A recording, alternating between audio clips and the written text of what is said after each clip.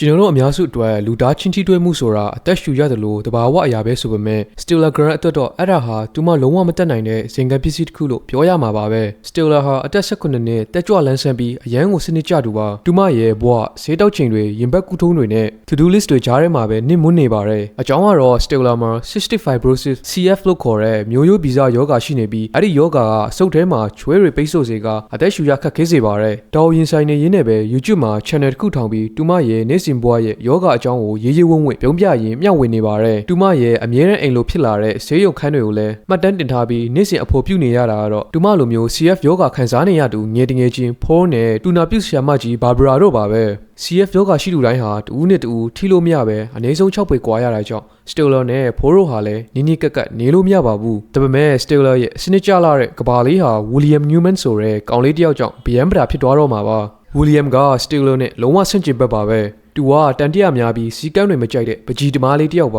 သူကအဆုတ်ထဲက Procodia spatial လို့ခေါ်တဲ့ bacteria ဆိုးကြီးကိုတိုက်ထုတ်ဖို့ဈေးစံတက်မှုမှာပါဝင်နေသူဖြစ်ပြီးအဲ့ဒီပိုးကနေလွတ်မြောက်ရင်နောက်ထပ်နှစ်အနည်းငယ်အသက်ရှင်နိုင်မှာပါဒီပိုးရှိနေတဲ့အတွက်သူဟာတခြား CF ဝေဒနာရှင်တွေကြားမှာတော့လူနူတယောက်လိုဖြစ်နေရပြီးယောဂရှိသူတစ်စုံတစ်ယောက်နဲ့မှလုံးဝနီးနီးကပ်ကပ်မနေရပါဘူးအထူးသဖြင့်အဆုတ်အစားထိုးဖို့စောင့်နေတဲ့ Stiller နဲ့ပေါ့တူနာပြုဘာဘရာကလည်းအကယ်၍ Stiller William စီကပိုးကူသွားရင်အဆုတ်အစားထိုးစင်းရကနေပေဖြတ်ခံရမှာဖြစ်တာကြောင့် William နဲ့ဝေးနေဖို့တတိပေးပါရဲဒီလိုနဲ့တညမှာ Stiller ကတငယ်ချင်းတွေနဲ့ဖုန်းပြောနေရင်ဆေးရုံခေါင်းမိုးထက်မှာထိုင်နေတဲ့ William ကိုလမ်းမြင်လိုက်ရတာကြောင့်သူလည်းလိုက်တက်လာခဲ့ပါရဲ William ကိုမြင်လိုက်ရတဲ့အခါမှာ Stiller အတွက်ခေါင်းကိုက်စရာဖြစ်သွားပါရဲသူမအတွက်တော့ William ရဲ့ငါဘလို့ပဲဖြစ်တေမာပဲဆိုတဲ့အပြုအမူကရှင်တန်ဖို့စူးစမ်းနေတဲ့ဝေဒနာရှင်တွေကိုစော်ကားနေတယ်လို့မြင်ပါရဲဒေးစန်တက်မှုမှာပါဝင်ခွင့်ရတဲ့ William အတွက်ကံကောင်းကြောင်းနဲ့အဲ့လောက်တေးချင်နေတယ်ဆိုရင်လည်းနေ့နေရာကိုအသက်ရှင်ချင်တဲ့အခြားတယောက်ကိုပေးပြီးလစ်လိုက်တော့လို့ Stiller ကဒေါသတကြီးပြောပြခစ်လိုက်ပါရဲဒါပေမဲ့ Stiller တယောက်မနေနိုင်မထိုင်နိုင်ဖြစ်ပြီးနောက်ရက်မှာ William ရဲ့အခန်းကိုတွားကြည့်ခဲ့က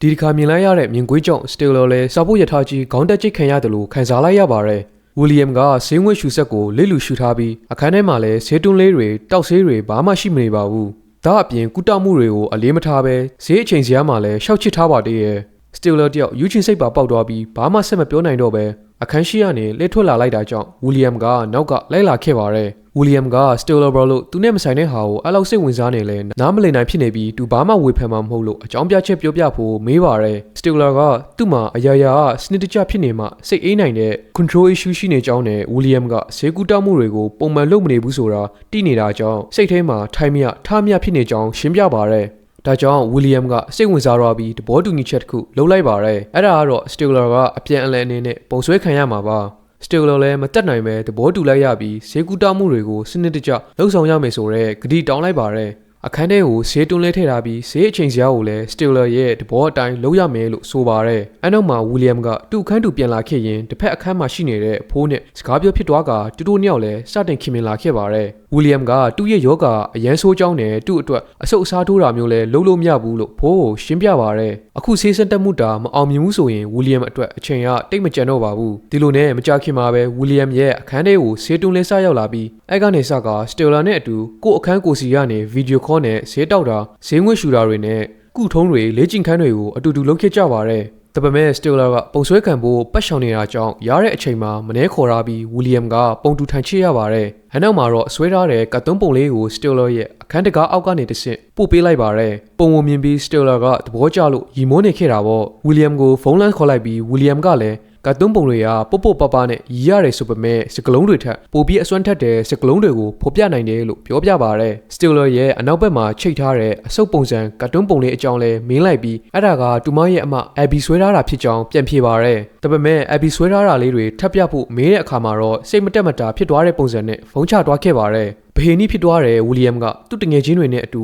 Abby နဲ့ပတ်သက်တာတွေရှာကြည့်ပေမဲ့ Stiller ရဲ့ channel မှာရော Abby ရဲ့ Instagram မှာပါလွန်ခဲ့တဲ့တစ်နှစ်ကနောက်ဆုံးတင်ခဲ့တာဖြစ်ပါရဲ။ဒါကြောင့်အခန်းတစ်ခုမှာတရားထိုင်နေတဲ့ Stiller စီတွားပြီး Abby ကတည်သွားတာမလားလို့မေးလိုက်က Stiller လည်းဒေါသထွက်သွားပြီး Abby တည်သွားပြီဆိုတာဟုတ်ကြောင်းနဲ့အဲ့ဒါကြောင့်ပဲလဲ Stiller ဟာသူမကိုယ်တိုင်အတွက်မဟုတ်ပဲကြံရည်တဲ့မိဘတွေနောက်ထပ်တမိတယောက်ထပ်မဆုံးရှုံးစေဖို့အတွက်မဖြစ်မနေအသက်ရှင်နိုင်ဖို့ကြိုးစားနေတာဖြစ်ပါရဲ့။အနောက်မှာစိတ်ရှုပ်သွားတဲ့ Stiller လည်း William တောင်းပန်တာတောင်မခံဘဲနေရာကနေချက်ချင်းထထွက်လာခဲ့လိုက်ပါတော့တယ်။နောက်တစ်ခါမှာတော့ဖြစ်ပျက်ခဲ့တာတွေကို Stiller ကဖိုးကိုပြောပြနေပြီးမတိတက်တဲ့အမိုက်မင်းလေးကိုခွန်းလွှတ်လိုက်ဖို့ဖိုးကပဲပြန်တရားချနေရပါရဲ့။ တကယ်တော့ Abby ဟာစွန့်စားရတာဝဒနာပါတူဖြစ်ပြီးလွန်ခဲ့တဲ့တစ်နှစ်ကကယ်လီဖိုးနီးယားမှာ cliff diving လုပ်ရင်မတော်တဆမှုဖြစ်ကဇက်ကျိုးပြီးတိတ်ဆုံးသွားခဲ့တာပါဒါကြောင့်ပဲသူအတူမလိုက်နိုင်ခဲ့လို့ဒါမျိုးဖြစ်ရတာဆိုပြီး Stiller ဟာ Survivor's Guilt ကိုခံစားနေရတာဖြစ်ပြီးဖိုးကနှစ်တိတ်ပေးခဲ့ပါတယ်အနောက်မှာတော့ကာတွန်းလေးဆွဲပြီးလာတောင်းပန်တဲ့ William ကို Stiller ကခွင့်လွှတ်ပေးလိုက်ပြီးမနေ့ပြန်ကြရင်ဆေးတူးပိုက်ပိုးဝင်လို့ခွေးစိတ်မှုလုပ်ရမယ်ဖြစ်ကြောင်းပြောပြပါတယ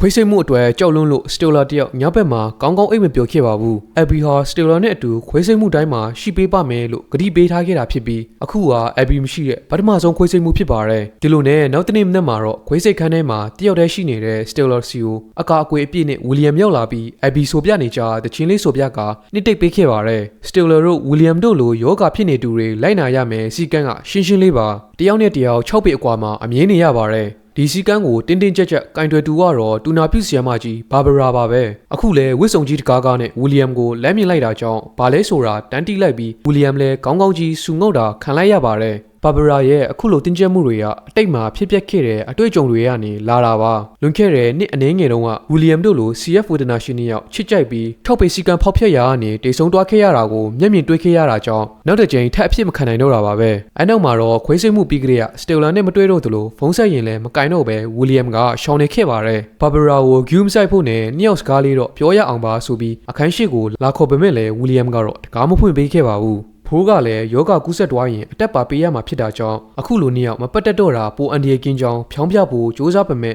Stiller ကနင့်လိုကိုဂူးဆိုင်ပေးချစ်ပေးမဲ့တူရီစီကအမြဲထွက်ပြေးလာတဲ့တူကငါ့ကိုဘာလို့ရမယ်ဆိုပြီးအချစ်ရေးအကြံလာမပေးနဲ့လို့ပြန်ပြောပြီးပဲထွက်လာခက်လိုက်ပါတယ်အဲကနေစပြီး၃ယောက်စလုံးရက်အတန်ကြာတဲ့အထိအချင်းချင်းမခေါ်မပြောဖြစ်ကြပေမဲ့ဖိုးက Stiller ကိုပြန်တောင်းပန်လိုက်တာကြောင့်နှစ်ယောက်အတူနောက်တစ်ကြိမ်စကားပြန်ပြောဖြစ်သွားကြပါတယ်တကယ်လဲဖိုးက Stiller ပြောတယ်လို့ပဲသူ့ကိုချစ်ပေးမယ်ရီစားရီစီကအမြဲရှောင်ပြေးနေတာဖြစ်ပါတယ်သူ့ရီစားမှန်တမျှသူ့ကိုချစ်လို့ဘာမှမရပဲအဲ့အစားဆေးကူတာစိတ်တွေပေးရပြီးနောက်ဆုံးတရက်ကြရင်သူတည်သွားတာကိုထိုင်ကြည့်နေရမှာဖြစ်တာကြောင့်ဖိုးကအဲ့လိုမျိုးမဖြစ်စေချင်တာပါနောက်ဆုံးမှာတော့ Stiller ဟာဒီယောဂါကအရာအလုံးကိုလူယူနေတာကိုငင်းငွေ့လာပါပြီငငယ်ကလေးကရင်းနှီးလာတဲ့အချစ်ဆုံးတငယ်ချင်းဖိုးနဲ့တောင်မှထိတွေ့လို့မရပဲ6ပေအကွာမှာပဲအမြင်နေရပါတယ်ဒီယောဂခံစားရတဲ့တူတော်များများကလည်းတာယာတဲ့မိသားစုဘဝလေးတိဆောက်နိုင်ဖို့လောက်အထိအတက်မရှိကြပါဘူးဒါကြောင့် Stiller က cystic fibrosis ကငါစီရဘဝတစ်လျှောက်အများကြီးလူယူခဲ့ပြီးအခုငါတစ်ခုပြန်ယူရမယ့်အချိန်ပဲလို့တူမရဲ့ channel မှာပြောခဲ့ပါတယ်။အနောက်မှာဗီဒီယိုထိုင်ကြည့်နေတဲ့ William ရဲ့အခန်းရှိကို9ပေရှိတဲ့ဘီလီယက်တန်တစ်ချောင်းနဲ့ရောက်လာခဲ့ပြီး William ကိုဒီနေ့ကစပြီး6ပေမဟုတ်တော့ဘူး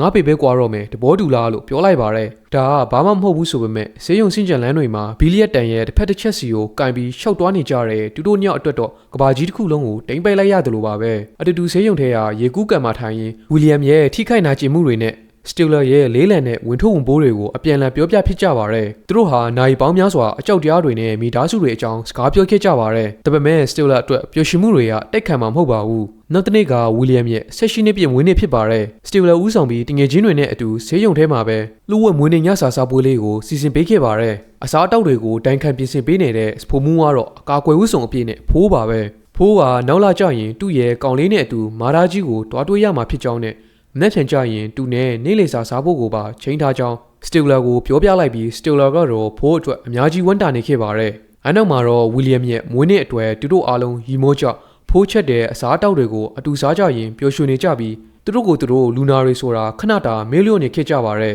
။ဒါပေမဲ့တေချင်းတရားကတော့သူတို့ကိုမမေ့ပါဘူး။ခဏအကြာမှာသူတို့စီရောက်လာတာကတော့တူနာပြုဆီယမ်မကြီးဘာဘရာပါပဲဒီလိုနဲ့တုံးကောင်တာဘာဘရာအော်ရာခံလိုက်ရပြီးအခန်းပြင်ထွက်ခွင့်ပါပိတ်ခံလိုက်ရပါတော့တယ်မနေ့ကျရင်လဲဝီလီယမ်ကိုနေရာရွှေ့ပြစ်တော့မှာပါဒါပေမဲ့ဖိုးကတော့ပြုံးရည်ပြီးမျက်နှာပြောင်နေပါတယ်ဒီလိုနဲ့သူတို့ကိုစီအခန်းထဲဝင်သွားကြပြီးမကြခင်မှာပဲဘာဘရာတို့ထိုင်နေတဲ့နေရာမှာအချက်ပေးတံတစ်ခုမြည်လာပါတယ်အဲ့ဒါဖိုးရဲ့အခန်းကပါတူနာပြုတ်တွေပြေးဝင်လာပြီးအတဲတန်အတက်ကေဖို့စ조사ကြပေမဲ့အတက်မမီတော့ပဲဆုံးသွားခဲ့ပါပြီဖိုးရဲ့အဆုတ်တွေကရုတ်တရက်အလုံးမလို့တော့ပဲလက်လျှော့သွားတာပါဆူညံတန်တွေကြားလို့အပြင်ထွက်လာကြည့်တဲ့ Stiller တယောက်လည်းထိမရအောင်မျက်ရည်တွေကျလာခဲ့ပါတယ်တူမဟာဖိုးနဲ့တက်တက်လုံးတငယ်ချင်းဖြစ်လာခဲ့ပေမဲ့တစ်ချိန်တစ်ခါလေးတောင်မှသူ့ကိုဖတ်ခွင့်မရခဲ့ပါဘူးဒါအပြင်ဖိုးချင်းမျက်နှိုးရတဲ့သူ့ကောင်လေးရောသူ့ရဲ့မိသားစုရောပါဖိုးနဲ့ဘယ်တော့မှပြန်ဆုံနိုင်တော့မှာမဟုတ်ပါဘူးဖိုးအတွက်စိတ်မကောင်းဖြစ်နေတဲ့ Stiller ဟာ William ကိုငေးကြည့်ပြီးဖြစ်နိုင်ခြေတွေ တွေကိုစောင့်ဆိုင်ရင်အချိန်ဖြုံးဖို့အတွက်ဘွားကတူတောင်းလုံးနေဆိုတာနားလေလာခဲ့ပါတယ်ဘယ်တော့မှရောက်လာမယ်မှမသိတဲ့အဆုတ်အတစ်တွေကိုလည်းတူမအဆက်မဆောင်ချင်တော့ပါဘူးနှစ်ပေါင်းများစွာပတင်းပေါက်ကနေပဲလမ်းကြီးခဲ့ရတဲ့မျိုးပြအလင်းရောင်တွေကိုလည်းတူမသွားကြည့်ချင်ပါတယ်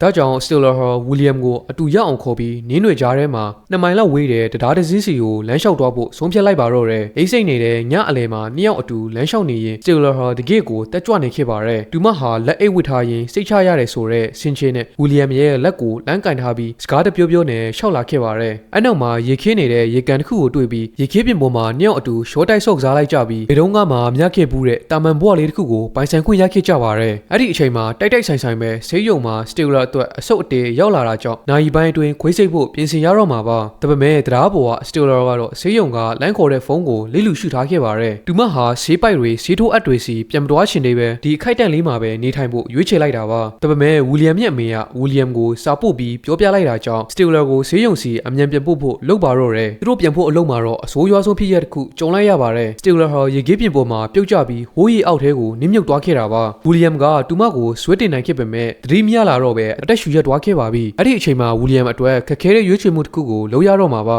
အဲ့ဒါကတော့ Stiller ကိုဒီတိုင်းပေးတိတ်လိုက်မလားဒါမှမဟုတ်တူမစီကိုသူ့ရဲ့ဘက်တီးရီးယားတွေကူးသွားစေနိုင်တဲ့ CPR လုပ်ပေးမလားဆိုတာပါပဲသူသွန်းဆုံမနေခဲ့ပါဘူးဆေးရုံကိုစာလန်းပို့ပြီးချက်ချင်းမှာပဲ CPR နဲ့ Stiller ကိုရပ်အောင်အသက်ဆက်ထားပေးခဲ့ပါတယ်အဲ့နောက်မှာတော့သူတို့နှစ်ယောက်ကိုဆေးရုံကိုအချိန်မီပြန်ခေါ်နိုင်ခဲ့ကြပါတယ် William ရှိတဲ့ဘဝမှာမနေချင်တော့တဲ့ Stiller ကတော့အဆုတ်တစ်မလေးချင်ကြောင်းအကြောက်အကန်ငင်းနေခဲ့ပြီး William ကပဲသူ့အတွက်အဆုတ်တစ်လေးလိုက်ပါလို့ဖြောင်းပြလိုက်တာကြောင့် Stiller လည်းလက်ခံခဲ့ပါတယ်အံ့ဩဖို့ကောင်းစွာပဲခွေးစိတ်မှုကအောင်မြင်ခဲ့တယ်လို့ပိုပြီးအံ့ဩဖို့ကောင်းတာက Stiller စီကို William ရဲ့ယောဂပိုးမကူးစက်ခဲ့တာပါပဲ Stiller ဟာအဆုတ်အတစ်ဘဝအတစ်တစ်ခုနဲ့ပြန်နှိုးထလာခဲ့ပါတယ်သူနာပြုဆရာမတွေက Stiller ကို William ရဲ့ဗီဒီယိုလေးဖွင့်ပြလိုက်ကြပြီးအဲ့ထက်မှာပြောထားတာကတော့ဆေးစံတက်မှုကမအောင်မြင်ခဲ့တာကြောင့်သူ့မှာအချိန်တိတ်မကြံတော့ကြောင်းနဲ့ဒီလတွေထဲမှာပျော်ခဲ့ရပေမဲ့သူနောင်တရမိတဲ့တစ်ခုတည်းတော့အရာကမြို့မီးရောင်လေးတွေကို Stiller ကြည့်ခွင့်မြတ်ခလိုက်တာကိုပါပဲဆိုပြီးတော့ပါဒါပေမဲ့တူမအခန်းရဲ့မှန်ပရင်ပေါက်အပြင်မှာကြေတာယာတွေလိုလှပတဲ့မီးလုံးလေးတွေကို William ကဆင်ပေးထားခဲ့ပါတယ်အဲ့နောက်မှာတော့မီးရောင်တွေကြားထဲမှာတူမစီရှောက်လာတဲ့ William ကိုမြင်လိုက်ရပါတယ် William ရဲ့မျက်လုံးတွေဟာหนีရင်းနေခဲ့ပြီးတယောက်ယောက်ကိုချစ်တယ်ဆိုရင်လက်လွတ်တက်ရတယ်လို့သူကြားဘူးကြောင်းနဲ့အရင်ကအတိတ်ပင်မရှိဘူးလို့ထင်ခဲ့ပေမဲ့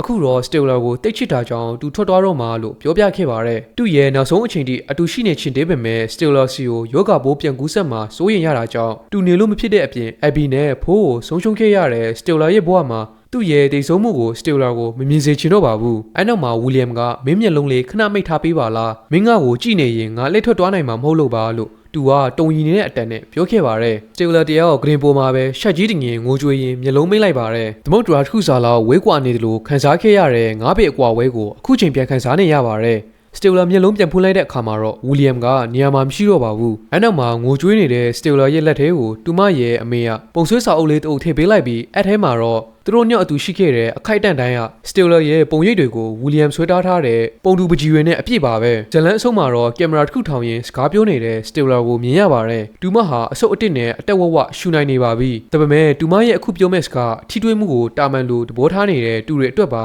လူသားတွေရဲ့ထိတွေ့မှုဆိုတာဘေးကင်းလုံခြုံမှုနဲ့တာမန်ငြိမ်းချမ်းမှုတွေရောလျက်နေတဲ့အရာပါပဲ။ကျမတို့ပြောရတဲ့အချိန်အားငယ်ရတဲ့အချိန်တွေမှာအချင်းချင်းချိတ်ဆက်မိစေတဲ့အရာဖြစ်ပါတယ်။ကျမတို့ချစ်ရတဲ့တူစီကအဲ့ဒီထိတွေ့မှုကိုလိုအပ်တာဟာအသက်ရှူဖို့လေလိုအပ်တယ်လို့မျိုးပါပဲအဲ့ဒီတူရဲ့ထိတွေ့မှုကိုမရနိုင်တော့တဲ့အချိန်ထိကျမဒါကိုနားမလည်ခဲ့ဘူးကိုချီရတဲ့တူတွေကိုအခွင့်အရေးရှိတော့မှထိတွေ့ဆုပ်ကင်ထားကြပါလို့မှားနေခဲ့ပါတယ်ဘာလို့လဲဆိုတော့ Stiller နဲ့ William အတွက်သူတို့လုံနိုင်ခဲ့တဲ့ကြပြအဆန်ဆုံးအချစ်ဆိုတာတယောက်အသက်ရှင်နိုင်ဖို့အတွက်တခြားတယောက်ကအဝေးကိုထွက်ပေးလိုက်ရခြင်းဖြစ်နေခဲ့လို့ပါပဲ